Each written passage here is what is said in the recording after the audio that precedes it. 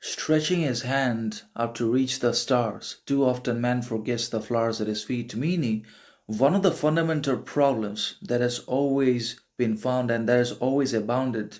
in human behavior, psychology, action, attitude is not lack of progress, growth, learning, evolution, transformation, but is the absence or crisis of gratitude, faithfulness, gratefulness, courage, confidence, character, clarity, transparency, fortitude, and other important, vital, crucial behaviors and virtues within ourselves have been found to be missing. We have suffered from the crisis of gratitude, humility, modesty, moderation in our lives, particularly. We're suffering from this crisis and suffering in the modern context of society, education, learning, religion. There seems to be absolutely no humility, modesty, moderation, discipline, and sense of righteousness, goodness in the majorities, obviously, and in also most of the people around the world, but there only seems to be an overwhelming urge and obsession and fixation with having more and more of the same things into life and also possessing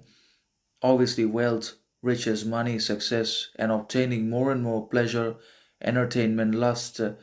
and attention, approval, validation into life, all of which is ultimately transitory, worthless, aimless, insignificant, anyways, because they don't contribute anything to the elevation of human behavior, the advancement of human consciousness and freedom, and the improvement, betterment of human psyche, and obviously to our regular growth, progress, learning, pursuits, achievements, conquests, transformations. These pleasures, these basically desires of vanity, pride, arrogance, of riches, wealth, attention, validation do not, and they certainly will not be able to change us or transform ourselves forever for betterment. So we suffer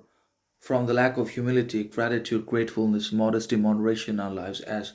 a result of which we are surmounted, enslaved, and corrupted, not only by external authorities outside societies, but also by our possessions. Because whatever we seize or whatever we fail to control controls us in turn in one way or another. Ultimately, we end up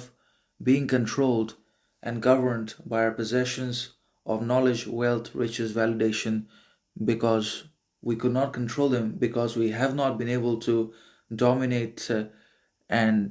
domesticate and control and moderate or discipline our desires, including our achieved, acquired possessions of knowledge, wealth, riches, etc. And the list just goes on. So, desire has to be controlled, or desire will control.